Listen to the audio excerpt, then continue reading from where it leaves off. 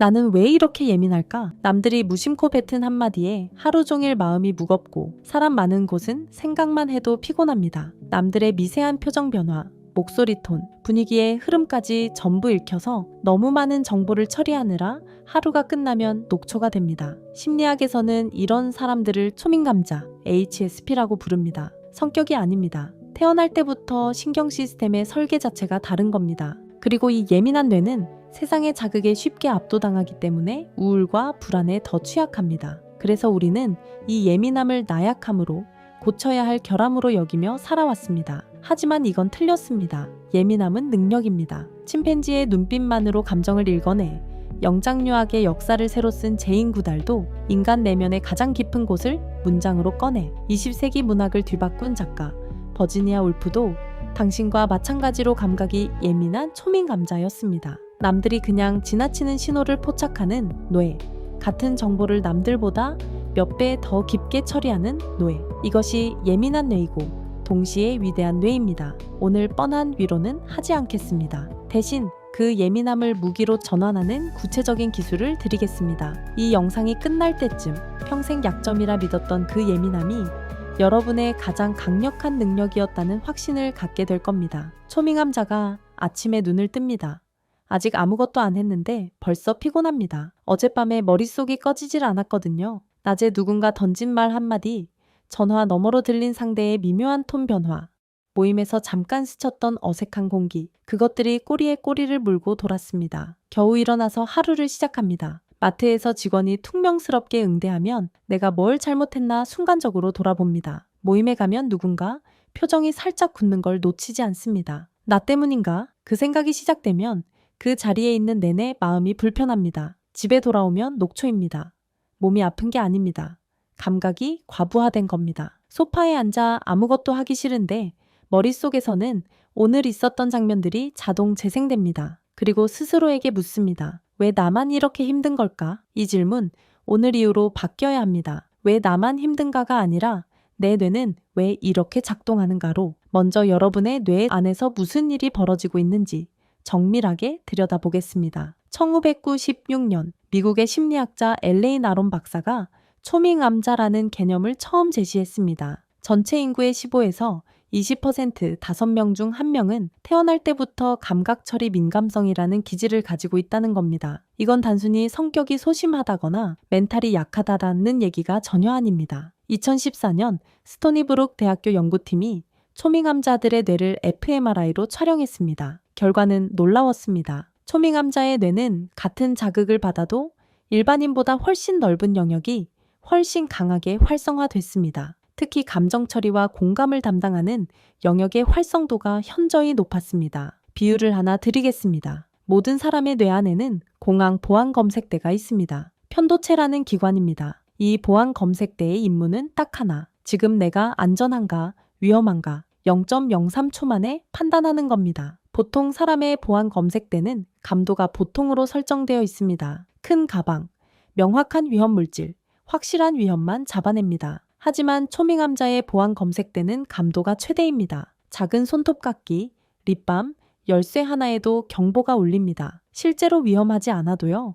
원시 시대였다면 이 시스템이 생명을 구해줬을 겁니다. 풀숲이 바스락거리면 즉시 도망쳐라고 반응하는 이 편도체 덕분에 우리 조상은 살아남았습니다. 문제는 지금입니다. 지금 여러분 주변에 호랑이가 있습니까? 없습니다. 하지만 편도체는 아직도 원시시대 모드로 작동하고 있습니다. 남편의 무뚝뚝한 말투를 위협으로, 며느리의 무심한 한마디를 생존 위기로, 친구의 일십을 사회적 추방으로 해석합니다. 그리고 여기서 결정적인 문제가 발생합니다. 편도체가 경보를 울리는 순간 여러분의 이성을 담당하는 전전두엽이 셧다운됩니다. 전전두엽은 뇌의 CEO입니다. 상황을 냉정하게 판단하고 감정을 조절하고 합리적 결정을 내리는 사령탑입니다. 하지만 편도체가 비상벨을 누르면 이 CEO는 즉시 자리를 비웁니다. 원시시대 기준으로 호랑이 앞에서 이성적으로 생각할 시간 따위 없으니까요. 일단 도망치거나 싸워야 하니까요. 이것이 바로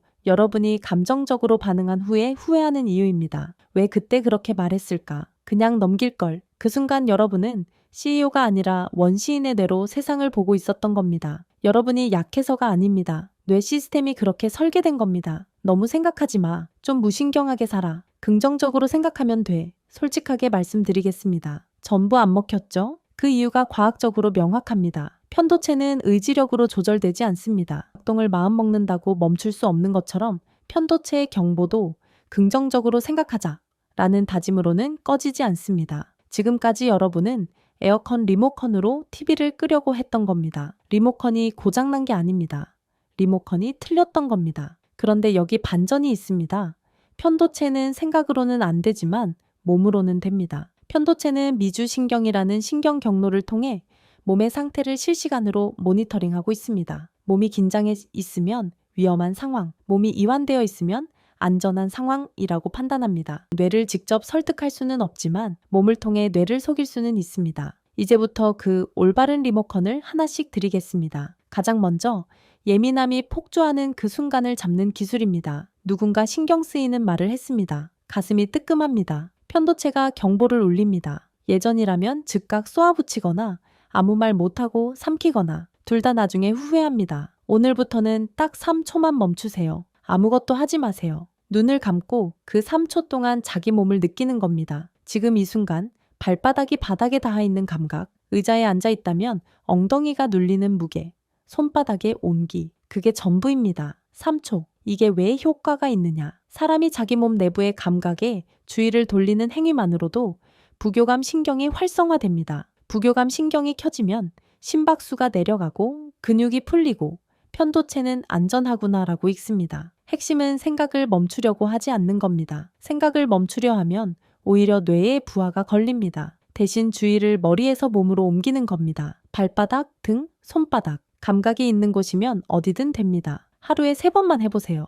아침에 눈 떴을 때, 낮에 1번, 잠들기 전 3초씩 3번이면 하루 10초입니다. 이 10초가 편도체의 감도를 조금씩 낮춰줍니다. 두 번째 기술은 좀 우습게 들릴 수 있습니다. 긴장되거나 불안한 순간 일부러 얼굴, 근육을 완전히 풀어보세요. 입을 살짝 벌리고 눈에 힘을 빼고 이마를 늘어뜨리세요. 거울을 보면 좀 멍청해 보일 겁니다. 그게 맞습니다. 이게 작동하는 이유는 이렇습니다. 우리가 불안하면 무의식적으로 얼굴에 긴장이 올라갑니다. 이를 악물고 눈에 힘이 들어가고 이마가 찌푸려집니다. 이 근육 신호가 미주신경을 타고 편도체로 직행합니다. 지금 위험하다는 신호입니다. 편도체는 이걸 받고 경보를 더 강하게 울립니다. 반대로 얼굴 근육을 의도적으로 풀면 미주신경은 위험 없음 신호를 보냅니다. 시더스 사이나 의료원의 미주신경 자극 연구에 따르면 턱과 안면 근육의 이완은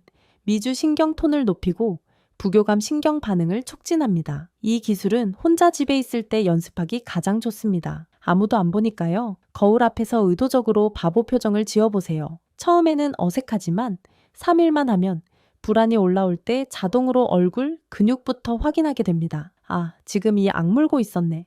그걸 알아채는 순간이 편도체 경보를 끄는 시작점입니다. 세 번째는 여러분의 일상적인 움직임을 바꾸는 기술입니다. 예민한 사람들에게는 공통점이 있습니다. 움직임이 빠릅니다. 걸음이 빠르고 반응이 빠르고 뭘 하든 서두릅니다. 왜냐하면 편도체가 항상 경계 모드이기 때문에 모든 것에 재빨리 대응하도록 몸이 세팅되어 있는 겁니다. 이 빠른 움직임 자체가 다시 편도체에게 지금 급한 상황이다 라는 신호를 보냅니다. 악순환이죠. 오늘부터 의식적으로 한 박자 느리게 움직여 보세요. 걸을 때 보폭을 조금만 넓히세요. 속도를 한 템포만 늦추세요. 커피잔을 들 때 후다닥 들지 말고 천천히 손을 뻗으세요. 문을 열 때 급하게 열지 말고 천천히 여세요. 사자를 떠올려 보세요. 사자는 초원에서 절대 서두르지 않습니다. 느릿느릿 걷습니다. 여유롭게 주변을 둘러봅니다. 왜요? 두려울 게 없으니까요. 이 공간의 주인이니까요.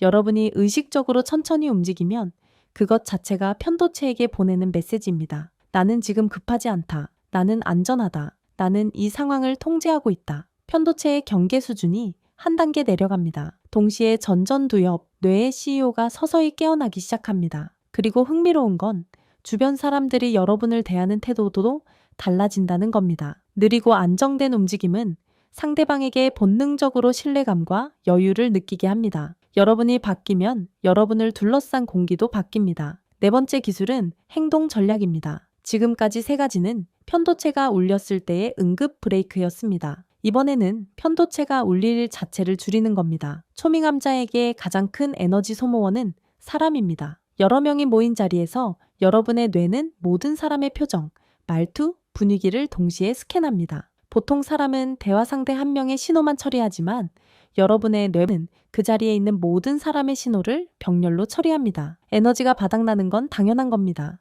그래서 의식적으로 감각의 울타리를 쳐야 합니다. 모든 관계에 같은 에너지를 쓰지 마세요. 나를 진짜 이해하는 소수의 사람, 함께 있을 때 편도체가 조용해지는 사람, 그 사람들에게만 감각의 문을 여세요. 나머지는 문을 닫는 게 아니라 살짝 기울여 두는 겁니다. 거절이 아니라 분배입니다. 불필요한 모임을 줄이세요. 의무감으로 나가는 자리, 끝나고 나면 오히려 지치는 자리, 그 자리에서 소모되는 감각 에너지를 계산해 보세요. 그리고 그 에너지를 아끼세요. 그래야 정말 중요한 관계에서 여러분의 예민함이 강점으로 작동합니다. 소수의 깊은 관계에서 여러분은 상대방이 말하지 않은 것까지 읽어내고 진심으로 공감하고 가장 정확한 위로를 건넬 수 있습니다. 그것이 초미감자만이 줄 수 있는 선물입니다. 관계를 줄인 그 시간은 비어있는 시간이 아닙니다. 감각적으로 정제된 온전히 나만의 시간입니다. 이 시간이 확보되어야 다음 기술이 작동합니다. 마지막이자 가장 중요한 기술입니다. 지금까지 여러분의 감각 레이더는